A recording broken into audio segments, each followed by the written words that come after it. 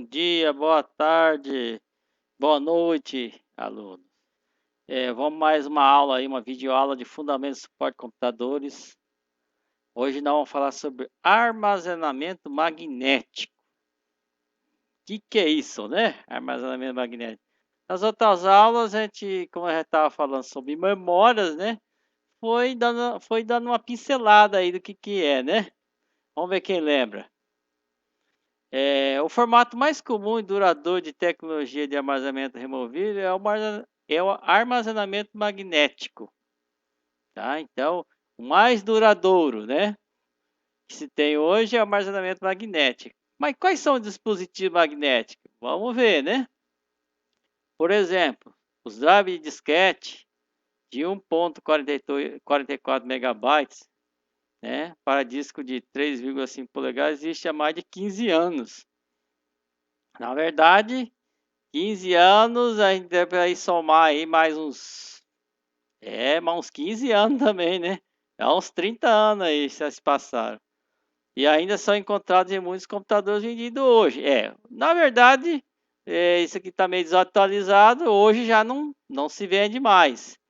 Né? Se vocês tiverem curiosidade, ainda, o professor ainda tem alguns drive de disquete ainda. Né? Deve ter algum disquete também no laboratório. O dia que nós voltarmos para o laboratório, eu vou mostrar para vocês. Na maioria dos casos, o armazenamento magnético removível usa um drive, que é um dispositivo mecânico que se conecta ao computador. Você insere nele a mídia, né, no caso o disquete, né, que é a peça que guarda as informações. Tá? Os dispositivos de armazenamento magnético mais comuns são disquetes, fitas magnéticas, disco rígido, né? As fitas magnéticas, antigamente tinham as fitas chamadas fita DAT, né? Ela usava o mesmo princípio daquelas fitas como se diz, aquelas fitas de gravar música, né? Tá? Eu não sei se a maioria lembra, não é dessa época, né? Mas as fitas magnéticas, né, era febre, né? É o que tinha para gravar depois. É que a gente podia fazer gravação caseira em casa, né? Com os gravadores. É a única coisa que a gente tinha disponível na época. Discos rígidos, né? Disco rígido existe até hoje, né? Logicamente que com o passar do tempo, com novas tecnologias surgindo, o disco rígido pode ficar aí deixar, né, ficar obsoleto e ficar de lado. Mas ainda estamos persistindo aí por causa do seu custo-benefício, né? Eles têm grande capacidade de armazenamento, né? E ainda são relativamente baratos, né? E lógico, sempre confrontando aí com as novas tecnologias que estão surgindo, né? Tá? Os meios magnéticos apareceram para substituir os meios perfurados. Os dados armazenados neles podem ser alterados sem ter que destacar o meio de armazenamento.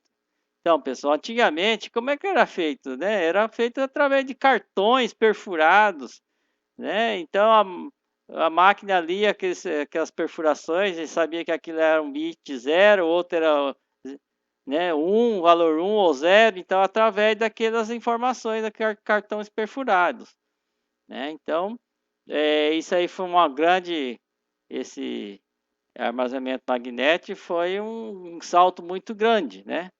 Em questão de armazenamento, tá? Utiliza uma base de metal ou plástico recoberta com material magnético, normalmente óxido de ferro, que reage a um campo magnético. Por isso que fala magnético, né? Usa o magnetismo, porque ele tem um óxido de ferro que reage, né? Ele cria um campo magnético, né? Todo metal reage ao magnetismo, né? Em determinados pontos desse material, os dados são armazenados magnetizados. Com isso, a leitura posterior dos dados pode ser realizada detectando-se as correntes induzidas pelos campos magnéticos armazenados. Olha que curiosidade, que coisa legal, né? Então, consegue detectar os campos magnéticos dentro onde está magnetizado, né? Dos campos magnéticos. Um disco rígido, mídia usada em dispositivo de armazenamento magnético removível, é revestida com óxido de ferro. Esse óxido é um material ferromagnético, o que significa que você expuser esse material a um campo magnético, ele será magnetizado permanentemente. Olha, a mídia é chamada geralmente de disco ou cartucho. O drive usa o motor para girar a mídia em alta velocidade e acessa as informações armazenadas usando pequenos dispositivos chamados de cabeças, né? Então, dentro do disco rígido, né, existe lá a cabeça de leitura. Lembra? Antigamente, quem tinha um toca-disco, né, aquele famoso LP, né? LP é a abreviação de Long Player, né? Em inglês. E aí o disco de vinil, né? Usava uma agulhinha, né? Para fazer a leitura, né? Ele passava naqueles pontos de leitura e conseguia traduzir aquilo lá, ler e transformar aquilo lá em música, né? Então são cabeças de leitura, né? Cada cabeça tem um minúsculo eletroímã, que consiste em um núcleo de ferro encapado com fio enrolado.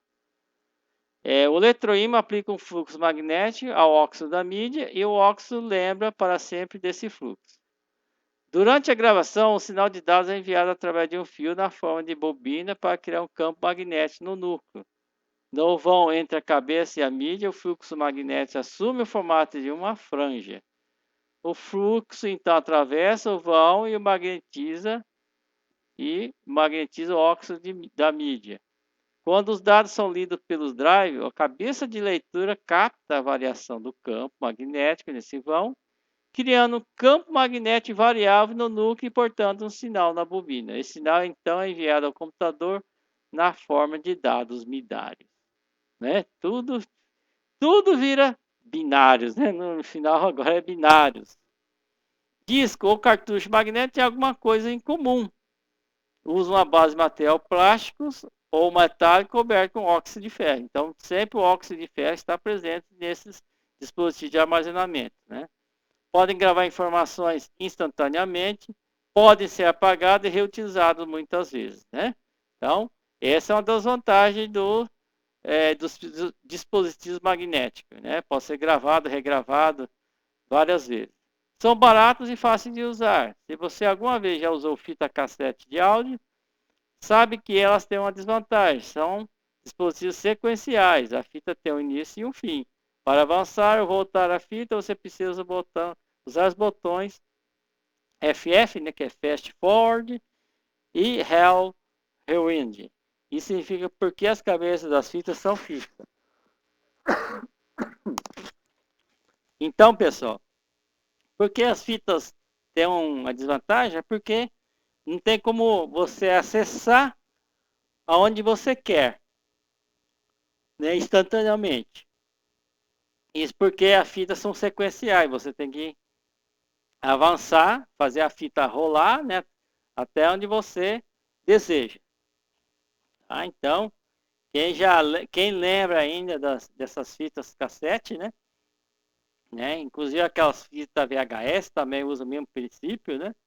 A fita VHS também tem que avançar para chegar até onde você quer, né? Então é desse jeito aí, tá?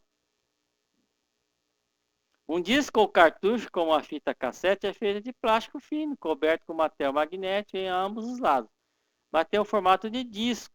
Ao invés de uma fita comprida, as trilhas são organizadas em anéis concêntricos. Assim, o software pode pular do arquivo 1 para o arquivo 19 sem precisar avançar pelos arquivos 2 e 18. O disco ou cartão gira como um LP e as cabeças se movem até a trilha correta, em um processo que é conhecido como armazenamento de acesso direto. Alguns dispositivos removíveis têm vários discos magnéticos, semelhantes a um HD. A fita é usada em alguns tipos de armazenamento de longo prazo, como fazer o backup de um disco rígido de um servidor, em que o acesso rápido aos dados não é essencial.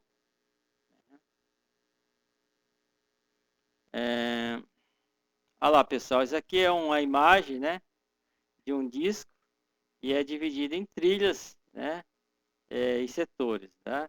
Setores em amarelo. Logicamente, isso aqui é uma ilustração, né?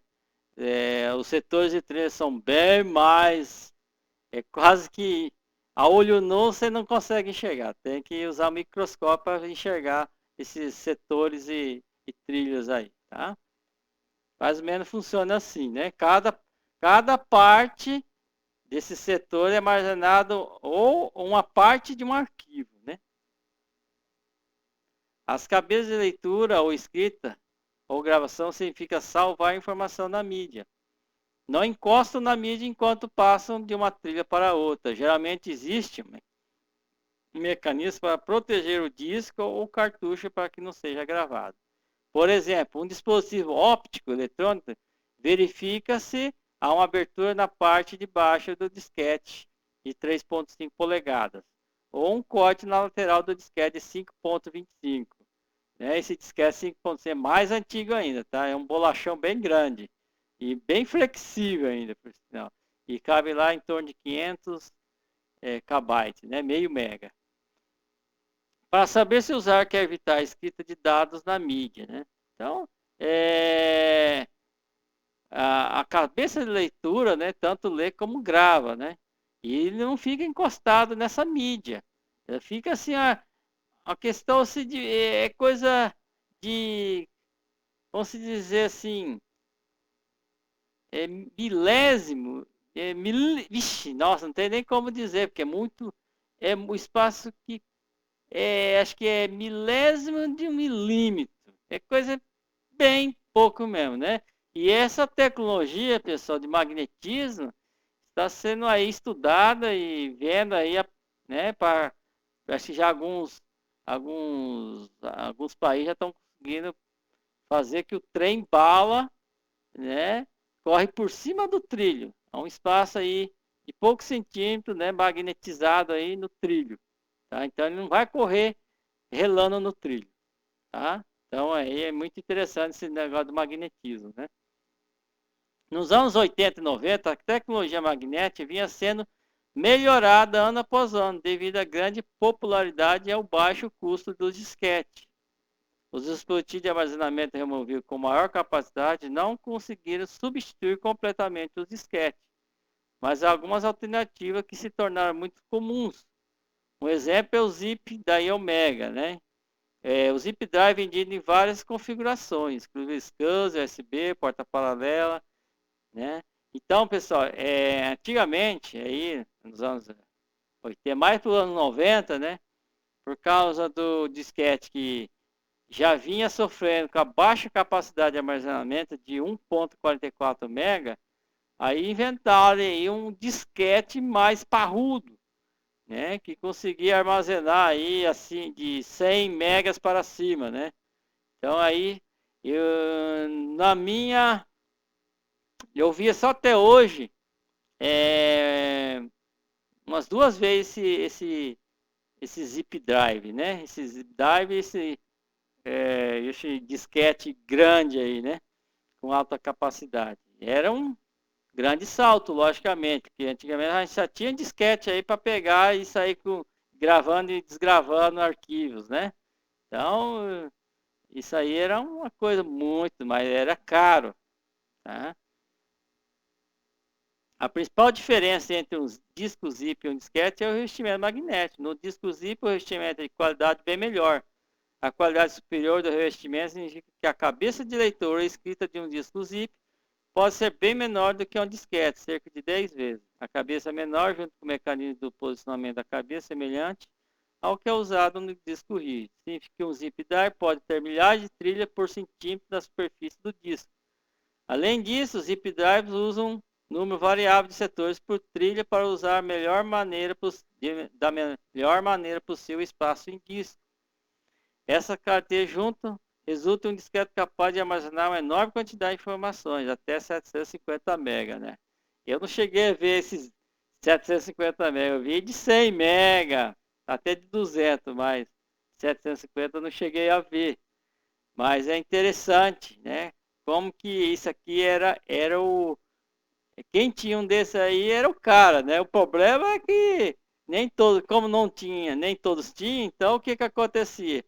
Ele só gravava nele, né? E lia por ele mesmo, né? Não dá para ir pegar esse aqui, esse zip drive e levar num amigo, né? A não ser que ele tinha lá um portátil lá que conseguia encaixar na porta USB, né? Aí daria para fazer a gravação, né? Mas a maioria era tudo por gaveta, direto no computador, é fixo, não dá para ficar transportando, né?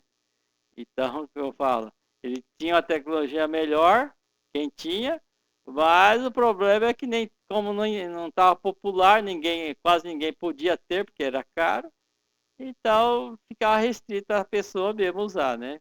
Então, ainda a gente ficava preso aí aos antigos disquetes de 1.44, né? Magnético, cartucho. Outro método para o uso da tecnologia magnética do armazenamento removível é basicamente pegar um HD e colocar em uma caixa para uso externo. Ah, sim, esse é o famoso, né? É o famoso, é, como se diz assim, a gente pega, cria, né? Pega com a gaveta, né? E insere ele por uma porta USB, a gente conecta pela porta USB essa caixa, né? Esse drive, e a gente consegue transportar e fazer que ele leia em qualquer outro computador, né? Um dos produtos mais bem-sucedidos que usam esse método é o Iomega Jazz. Cada cartucho Jazz é como um HD, com vários discos dentro de uma caixa de plástico rígido. O cartucho não tem nem as cabeças nem o motor para fazer o disco girar. Todos ficam no drive. Olha que interessante, né? O Drive Jazz atual usa cartuchos de 2 GB, mas também aceita o cartucho de 1 GB usando o primeiro Jazz, né? Então, como se diz, antigamente era tudo assim, né? A capacidade, a gente fala de 1 GB, 2 GB, 4 GB, 5 GB, chega a ser até irônico hoje falar isso, né?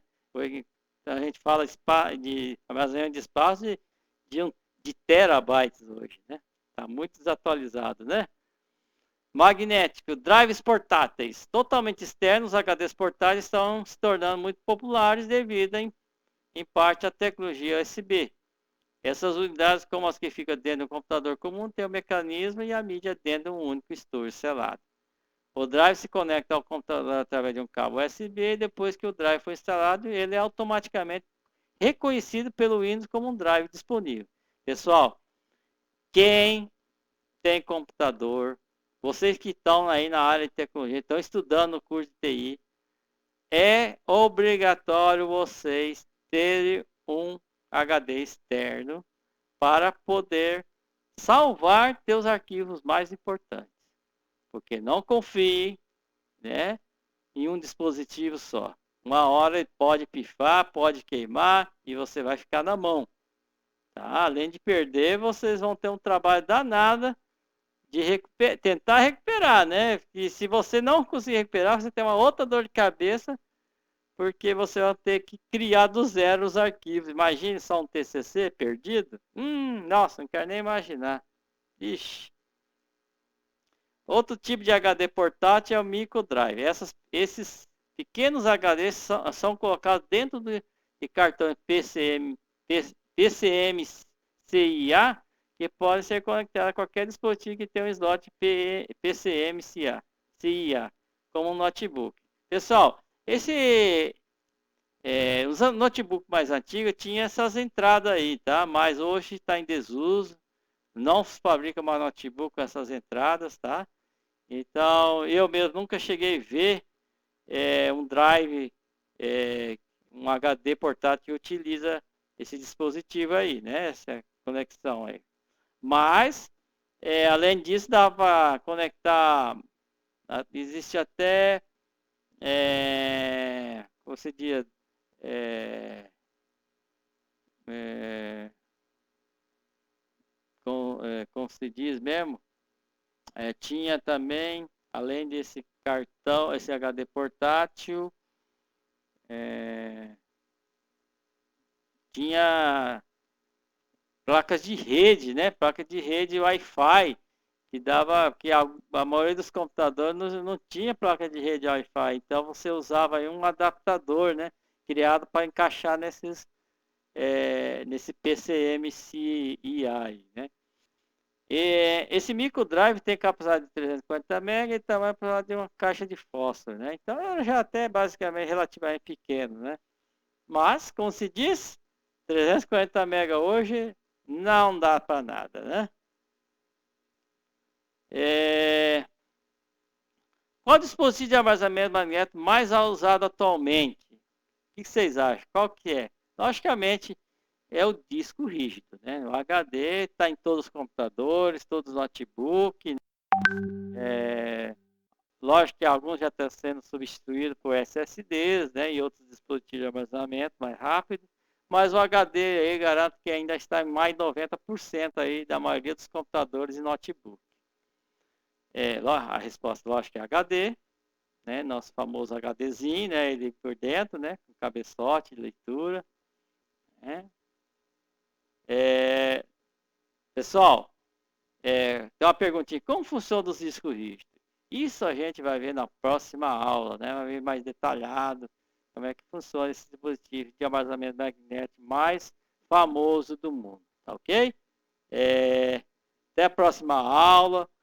Fique atento aos exercícios, não deixem de fazer. Assista a videoaula uma, duas, três vezes, se for necessário, para absorver o máximo de conhecimento, tá, pessoal? Não fique desanimado que os professores estão aí para ajudar. Não se desespere. Na dúvida, né, sempre procure nós. Tá? A gente pode ir no laboratório, tirar dúvida, tá? Fazer umas aulinhas práticas, tá, pessoal? Não deixem de fazer, não deixem de tirar dúvida, ok? Até mais.